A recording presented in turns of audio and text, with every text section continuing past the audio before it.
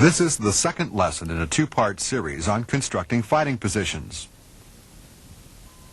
Since this is the second part of the series on constructing fighting positions, you must have already completed part 1. If you have not, go back now and complete part 1.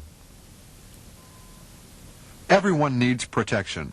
A boxer can protect himself by using his hands and arms. You can protect yourself by constructing a good fighting position.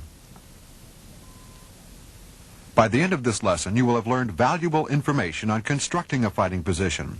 You will know how to construct overhead cover. You will be able to make improvements to your fighting position as time permits. You will be able to correctly construct side and rear protection. And finally, you will be able to construct camouflage to conceal you from air and ground observation. Now, let's review what you learned in part 1 of this series. First, you remember that the location of your fighting position was designated by your squad leader, fire team leader, and he also assigned you a sector of fire. The first step, then, is to mark your sector off. Next, you must partially clear your field of fire and dig a hasty position. Then, you complete digging in as time and conditions permit. You should also build frontal protection as you dig if there isn't sufficient cover material to protect your position. Next, complete clearing the field of fire by removing obstructions that would obscure a clear view of an approaching enemy. Finally, camouflage your position by using natural materials in the area. Be careful not to take too much from any one area because the enemy can see where vegetation has been stripped. Now, let's see what a good fighting position looks like when it is finished. This position has natural rear and front protection, the boulder and log. Without them, the airmen would have built parapets and camouflaged them from enemy observation. Now that we have reviewed the first lesson, let's move on to the subject of overhead cover. Overhead cover is used as protection from indirect fire, and it also conceals you from air observation. Now that you know how important overhead cover is, we'll look at two basic ways to construct overhead cover. Let's look at the fighting overhead cover approach first. It allows you to continue fighting while you are protected. To construct fighting overhead cover, place logs on top of each other along the entire length of the front and rear protection. The logs should be about 4 to 6 inches in diameter. Once your support base is in place, you position logs side by side across the support as shown here. Next, place a poncho or other waterproof material over the logs. Ensure whatever you use will shed water when it rains. When your waterproof cover material is in place, add 6 to 8 inches of dirt. Then mold and blend it as much as possible to match the slope of the terrain. Then you apply natural camouflage to conceal your overhead cover. When this is completed, you will have protection against indirect fire fragmentation while still being able to fire at the enemy. Your total overhead protection, which includes support cover material and dirt, should be about 14 inches. Now, let's continue with the second type of overhead cover, flank overhead cover, which is constructed to the side of the position. Flank overhead cover should be constructed when the fighting overhead cover would increase the silhouette of the position enough to make it easily spotted by the enemy. To construct flank overhead cover, begin at one end of your fighting position. Dig out to a depth of about 12 inches and save the sod for camouflage. Next, put the supporting logs, planks, or whatever is available across the area to support the rest of the overhead cover material. Using the dirt from the trench you dug, cover the top of the supporting material and then replace the sod in whatever camouflage is needed. Remember, make it look natural. The last step is to get into your fighting position and dig out a cave-like compartment under the supporting material. Make it large enough so that both occupants of the position can use it at the same time. This completes the construction of flank overhead cover. Here are some additional tips for building your overhead cover. First, get your cover support material from places far to the rear of your defensive position. Your squad leader, fire team leader, will normally point out locations for this. Never remove material from in front of your position, except that which is necessary for clearing fields of fire. And don't take it from any place near your position which might reduce your natural concealment and might expose your position to the enemy. As you dig your position, pile the dirt onto a poncho to save for reinforcing the overhead cover, for constructing front, rear, and side protection. The dirt you don't use should be removed and hidden. Your squad leader, fire team leader, will select some place for you to hide the extra dirt. This should be some place where the dirt cannot be seen from either the ground or from the air, such as a depression in the ground, under foliage, or hidden behind walls where it cannot be detected by the enemy. By now you are probably wondering which kind of overhead to construct in different situations. A few practice exercises will help you better recognize when to use the fighting overhead cover and where to use the flank overhead cover. What type of overhead cover would best fit in with this type of open level terrain?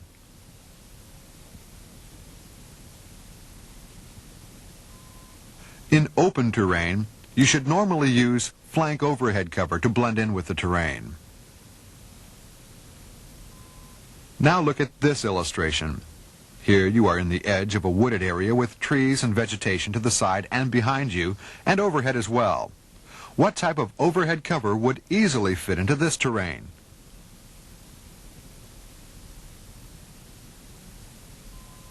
If you answered fighting overhead cover, you are correct. Fighting overhead cover is preferred whenever possible since it allows you to continue fighting. Now we will discuss some ways you can improve your fighting position as time and priority of tasks permit. We will discuss each of these areas one at a time. One way to improve the position is to make a drainage trench. Do this by sloping the floor toward the center, then scoop out a shallow trench to direct the water to the front wall. Another improvement is a grenade sump, shown here in a cutaway view. Dig at a 45-degree angle as deep as you can with your entrenching tool. The mouth of the sump should be smooth and wide enough so you can kick grenades into it easily. The next way you can improve your fighting position is to dig elbow holes. Elbow holes are used to aid you in firing your weapon. This easy improvement also helps lower your silhouette. Put in limiting stakes to mark the left and right limit of your sector of fire. Aiming stakes are put in so you can fire accurately at dangerous approaches during periods of limited visibility. Rocks can be used if you don't have stakes. Be sure to conceal stakes or rocks so the enemy can't spot you. Spend your available time productively because no position is perfect. You should constantly be thinking of ways you can improve your position. Some soils are not well suited for a typical fighting position. For example, sandy soil can cave in easily whether it is wet or dry. Other soils generally won't cave in unless they get wet. One way to prevent cave-in is to strengthen or rivet the sides of your position with cut saplings or other suitable materials.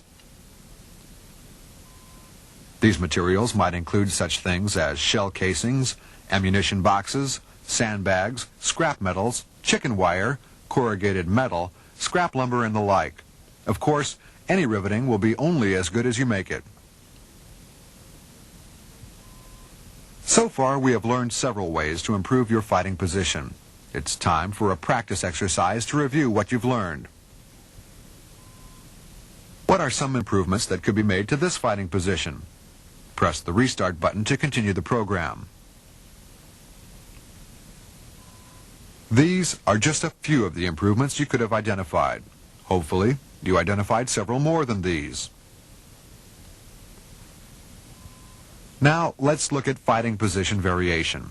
This sequence will include the one-man fighting position and the modified two-man fighting position.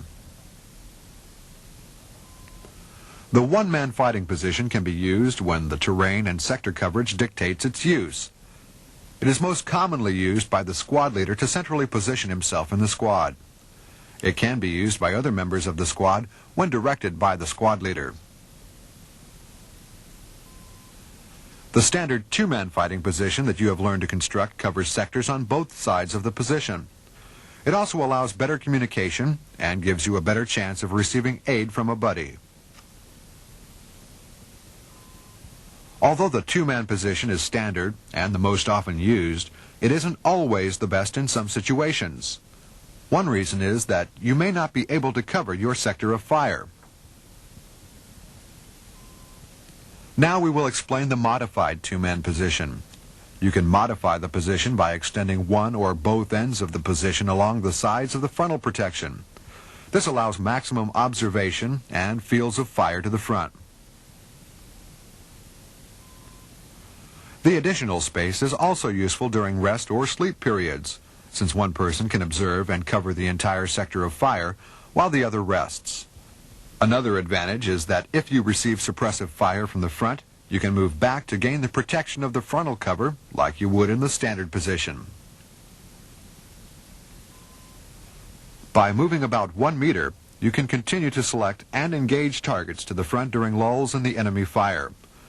With proper use of the terrain, your squad defense position would normally consist of several modified two-man positions, separated two-man positions, and positions for any key weapons such as machine guns. Now for some questions. Here is a fighting position. What should be done to make it a modified fighting position?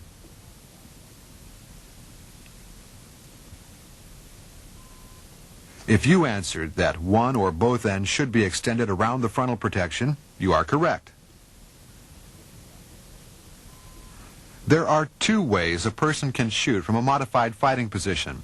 What are they? You can shoot to the front of the modified position, and you have a field of fire to the flank. Flank and rear protection are our next topics. Natural protection is better when it is available. It takes less time to prepare, and it is harder for the enemy to detect. It appears to be a natural feature because it is a natural feature. Flank and rear protection provides cover from enemy direct fire and the effects of friendly supporting fire. If natural features do not provide flank and rear protection for you, then you must construct them. Be sure to camouflage them as you see here. If you are in a situation where your position can be spotted from the air, you will need to build overhead camouflage to break up shadows and hide your position. You can use nets, shrubs, loosely woven branches, and the like. Here are some questions for a self-evaluation on your basic skills in combat tactics and techniques. Here, you see two illustrations. One is open terrain, and the other is wooded terrain with heavy vegetation. What type of overhead cover would best fit each type of terrain? You should use flank overhead cover in level and open terrain, and fighting overhead cover in heavily vegetated terrain. Remember that whenever possible, fighting overhead cover is preferred because it allows you to continue fighting while being protected. Here you see that the modified two-man position allows these airmen to fire to the front and to the flanks. What is another advantage of the modified two-man position? It allows one man to observe the front and cover both sectors of fire, while the other man eats or sleeps or works to improve the position. Name two position improvements that can improve your ability to fire. Digging elbow holes to stabilize your arms and lower your body position is one improvement. The other is to add limiting stakes and aiming stakes so that you can deliver accurate fire during periods of reduced visibility. This concludes the lesson on constructing fighting positions and the improvements you can make on them. If you had difficulty understanding any portion of this program, go back and review as necessary.